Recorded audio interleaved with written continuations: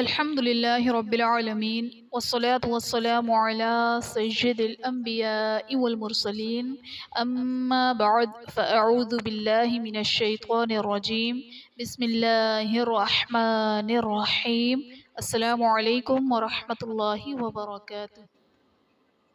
آج ہم انشاءاللہ عز و جل سورۃ البقرہ کی آیت نمبر 101 سے لے کر 103 تک کی تلاوت کریں گے اور انشاءاللہ عز و جل ان آیات کے قواعد سیکھیں گے۔ تو آئیے سبق شروع کرتے ہیں۔ اعوذ باللہ من الشیطان الرجیم، بسم اللہ الرحمن الرحیم۔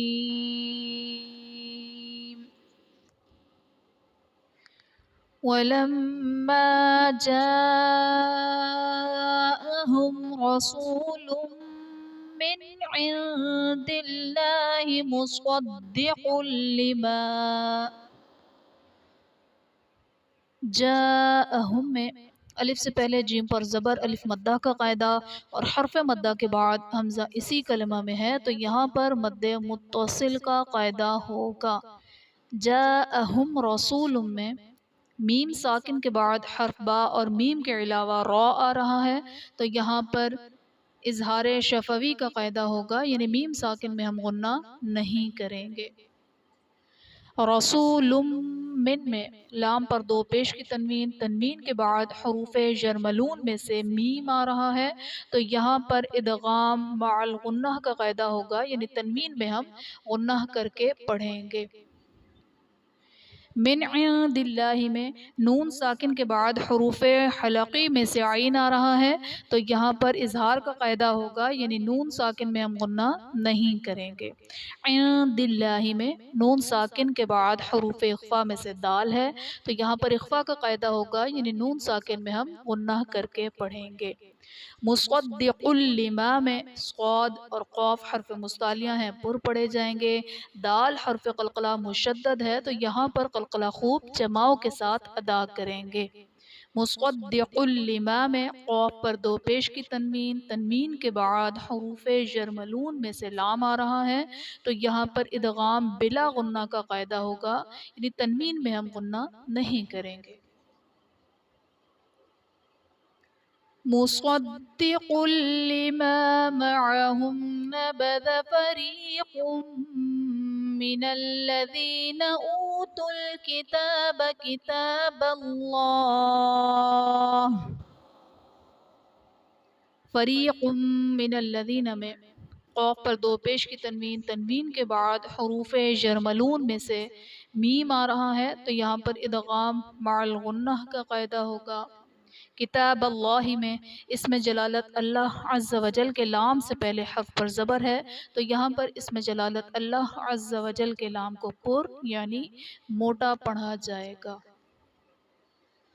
کتاب اللہ وراء ظہورہم کأنہم لا يعلمون۔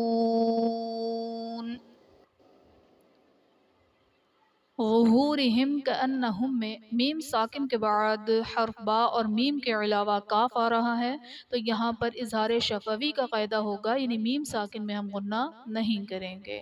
کأنہم لا میں میم ساکن کے بعد حرف با اور میم کے علاوہ لام آ رہا ہے تو یہاں بھی اظہار شفوی کا قاعدہ ہوگا، یعنی میم ساکن میں ہم غنہ نہیں کریں گے۔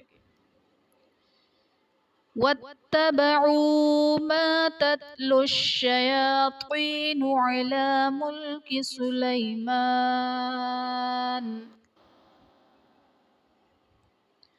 وَمَا كَفَرَ سُلَيْمَانُ وَلَكِنَّ الشَّيَاطِينَ كَفَرُوا يُعَلِّمُونَ النَّاسَ السِّحْرَ وَمَا أُنزِلَ عَلَى الْمَلَكَيْنِ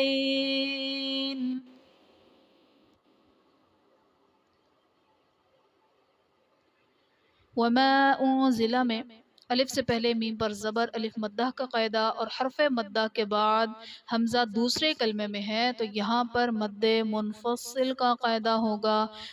ضلع میں نون ساکن کے بعد حروف اخفا میں سے زا آ رہا ہے تو یہاں پر اخفا کا قاعدہ ہوگا، یعنی نون ساکن میں ہم غنہ کر کے پڑھیں گے۔ وَمَا أُنزِلَ عَلَى الْمَلَكَيْنِ بِبَابِلَ هَارُوتَ وَمَارُوتَ۔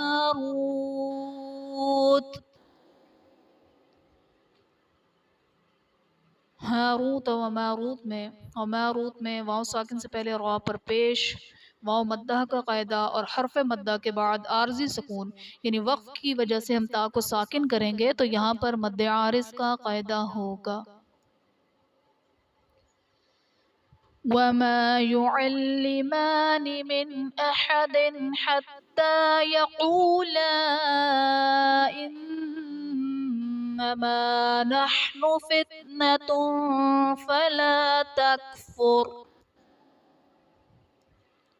احد حتیٰ میں دال کے نیچے دو زیر کی تنوین، تنوین کے بعد حروف حلقی میں سے آ رہا ہے تو یہاں پر اظہار کا قاعدہ ہوگا، یعنی تنوین میں ہم غنہ نہیں کریں گے۔ یقولا انما میں لام میں الف سے پہلے لام پر زبر، الف مدہ کا قاعدہ اور حرف مدہ کے بعد حمزہ دوسرے کلمے میں آ رہا ہے تو یہاں پر مد منفصل کا قاعدہ ہوگا۔ فتنتوں فلا میں تا پر دو پیش کی تنوین، تنوین کے بعد حروف اخفا میں سے فا آ رہا ہے تو یہاں پر اخفا کا قاعدہ ہوگا، یعنی تنوین میں ہم غنہ کر کے پڑھیں گے۔ فَيَتَعَلَّمُونَ مِنْهُمَا مَا يُفَرِّقُونَ بِهِ بَيْنَ الْمَرْءِ وَزَوْجِهِ وَمَا هُمْ بِضَارِّينَ بِهِ مِنْ أَحَدٍ إِلَّا بِإِذْنِ اللَّهِ وَمَا هُمْ بِضَارِّينَ میں میم ساکن کے بعد حرف با آ رہا ہے تو یہاں پر اخفاء شفوی کا قاعدہ ہوگا، یعنی میم ساکن میں ہم غنہ کر کے پڑھیں گے۔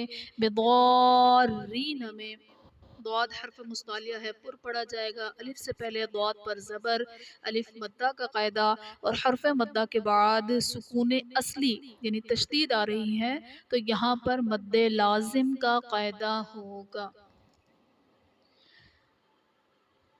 وَيَتَعَلَّمُونَ مَا يَضُرُّهُمْ وَلَا يَنفَعُهُمْ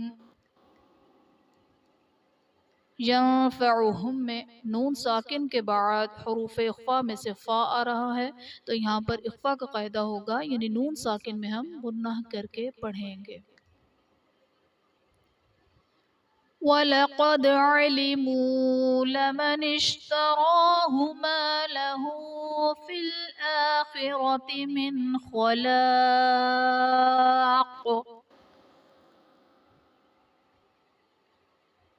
من خلاق میں نون ساکن کے بعد حروف حلقی میں سے خا آ رہا ہے تو یہاں پر اظہار کا قاعدہ ہوگا، یعنی نون ساکن میں ہم غنہ نہیں کریں گے۔ خلاق میں الف سے پہلے لام پر زبر، الف مدہ کا قاعدہ اور حرف مدہ کے بعد عارضی سکون، یعنی وقف کی وجہ سے ہم قاف کو ساکن کریں گے تو یہاں پر مد عارض کا قاعدہ ہوگا، اور قاف وقف کی صورت میں جب ساکن ہوگا تو حرف قلقلہ جب ساکن ہوتے ہیں تو اس میں قلقلہ خوب ظاہر کرتے ہیں۔ وَلَبِئْسَ مَا شَرَوْا بِهِ أَنفُسَهُمْ بِهِ أَنفُسَهُمْ میں ہا کے نیچے کھڑا زیر جو کہ یائے مدہ کے قائم مقام ہے اور حرف مدہ کے بعد حمزہ دوسرے کلمے میں آ رہا ہے تو یہاں پر مد منفصل کا قاعدہ ہوگا۔ انفسہم میں نون ساکن کے بعد حروف اخفا میں سے فا آ رہا ہے تو یہاں پر اخفا کا قاعدہ ہوگا، یعنی نون ساکن میں ہم غنہ کر کے پڑھیں گے۔ لَوْ كَانُوا يَعْلَمُونَ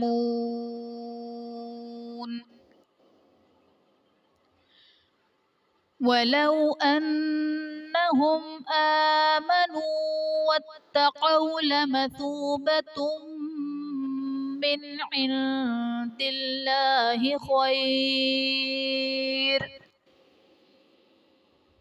لَمَثُوبَةٌ من میں تا پر دو پیش کی تنوین، تنوین کے بعد حروف جرملون میں سے میم آ رہا ہے، تو یہاں پر ادغام مع الغنہ کا قاعدہ ہوگا، یعنی تنوین میں ہم غنہ کر کے پڑھیں گے۔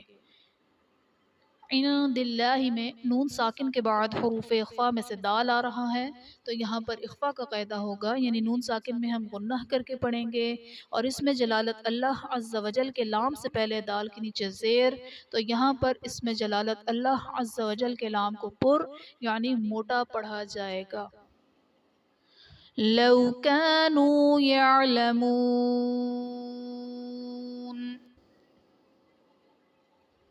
بسم اللہ الرحمن الرحیم۔ وَلَمَّا جَاءَهُمْ رَسُولٌ مِّنْ عِندِ اللَّهِ مُصَدِّقٌ لِّمَا مَعَهُمْ نَبَذَ فَرِيقٌ مِّنَ الَّذِينَ أُوتُوا الْكِتَابَ كِتَابَ اللَّهِ وَرَاءَ ظُهُورِهِمْ كَأَنَّهُمْ لَا يَعْلَمُونَ وَاتَّبَعُوا مَا تَتْلُو الشَّيَاطِينُ عَلَى مُلْكِ سُلَيْمَانَ وَمَا كَفَرَ سُلَيْمَانُ وَلَكِنَّ الشَّيَاطِينَ كَفَرُوا يُعَلِّمُونَ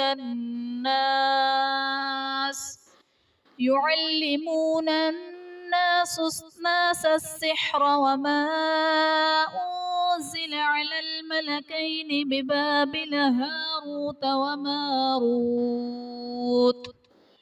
وَمَا يُعَلِّمَانِ مِنْ أَحَدٍ حَتَّى يَقُولَا إِنَّمَا نَحْنُ فِتْنَةٌ فَلَا تَكْفُرْ فَيَتَعَلَّمُونَ مِنْهُمَا مَا يُفَرِّقُونَ بِهِ بَيْنَ الْمَرْءِ وَزَوْجِهِ وَمَا هُمْ بِضَارِّينَ بِهِ مِنْ أَحَدٍ إِلَّا بِإِذْنِ اللَّهِ وَيَتَعَلَّمُونَ مَا يَضُرُّهُمْ وَلَا يَنفَعُهُمْ وَلَقَدْ عَلِمُوا لَمَنِ اشْتَرَاهُ مَا لَهُ فِي الْآخِرَةِ مِنْ خَلَاقٍ وَلَبِئْسَ مَا شَرَوْا بِهِ أَنفُسَهُمْ لَوْ كَانُوا يَعْلَمُونَ